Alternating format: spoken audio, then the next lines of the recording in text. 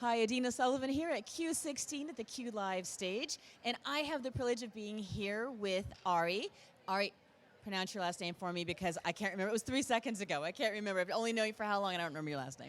So I'm Ari Flewelling, but I'm better known as EdTech Ari on Twitter. There we go. There we go. And you are a staff development specialist for Riverside. Correct. Fantastic. Now, you are like so many folks who are getting into one-to-one programs. But there's that little trick. You can't just throw devices into a classroom and expect anything to happen. So what are you guys doing to kind of support teachers in really using that technology effectively? So what we're going to launch this summer, the first 3 days of summer, we're going to have our first one-to-one digital institute, and it's going to be 3 days of professional learning for our teachers. Wow. And we're going to have an inspiring keynote speaker. We're trying to pin down who right now.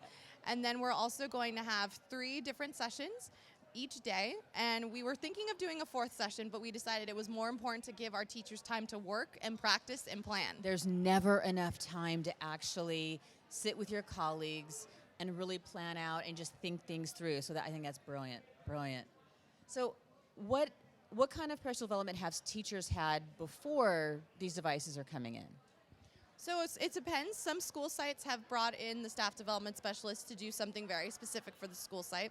Some departments have requested the staff development specialist comes in. So there's been a lot of personalized PD in the sense that the staff and the sites get to pick what they want and what they need. At the district level, we've also offered after-school paid events that teachers can come to, as well as webinars. So when teachers are going to start working on this, what are you doing to really help them see it's not just a tool I'm going to have my kids type on, or that we're going to go to a browser and search, that there's so much more than that? How are you kind of couching that to help them see really effective use for student learning? I think the most important thing that we're going to be doing at our institute is the first session is going to be all about TPAC. So no matter what presenter you're working with, you're going to be getting the same information as your colleagues in the next room. And we're going to focus on those 3 different content areas. So of course, content knowledge, pedagogical knowledge, and then technological knowledge, to make sure that teachers understand that it's not about the tool, and it's about how these 3 things work together. And then also to empower them to know that at the end of the day, they are the content and the context experts, and that with TPAC, we'll be able to be successful with technology in their classroom. So what kinds of, are teachers already doing project-based learning, or what kinds of things they're already doing that they could now move into using with the Chromebooks and kind of extend that? So it runs the gamut in our district. We're very supportive of what our teachers want to do. There's flipped learning, there's blended learning. We also have school sites that are heavily involved in personalized learning thanks to the Bill and Melinda Gates grant. And even then with the personalized learning, each school site takes it a different way. One of our middle school sites, they actually do a flex schedule where periods 1 and 2 on Wednesday, the students go to their elective in PE.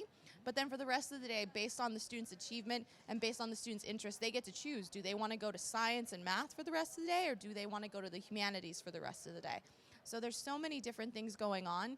And that's the other amazing thing about this institute, is we want to bring our middle school teachers together so that way they can see what each other is doing and learn from each other. That is so powerful to be able to see. You know, you kind of get hung up in what's happening in your own classroom. What are other people doing, and where can I steal ideas from? Where can we kind of build ideas and bring things together? So are you finding teachers are being responsive to this and looking forward to this new challenge? I think so. We already have several people signed up from different school sites, and when we asked them to sign up, we gave them the list of proposed sessions saying, what are you interested in? So that way when we build our schedule, we'll make sure that everyone that wants to attend Chromebooks 101 will be able to go to Chromebooks 101. But the thing I'm really excited about is we gave them the option to say, hey, that Chromebooks 101 session, I'd like to present it. So we're empowering our teachers to present to each other, and we also ask them, is there something you'd like to present that's not on this list? Let us know and we'll reach out. And I'm really excited because we've had some teachers propose things that are amazing and wonderful that we didn't even think about.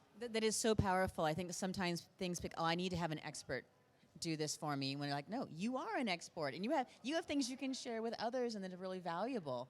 That's fantastic. Ari, thank you so much for sharing what's happening.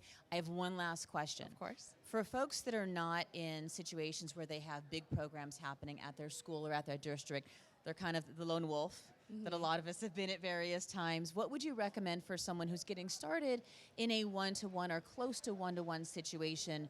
how they can do things on their own, what would you suggest they start with?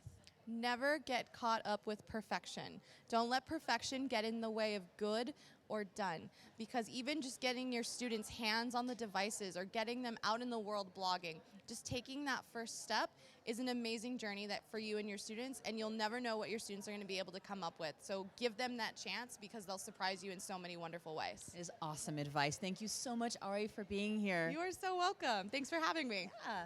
So again, Adina Sullivan here at the Q Live stage at Q16. Have an awesome day. Bye, everyone.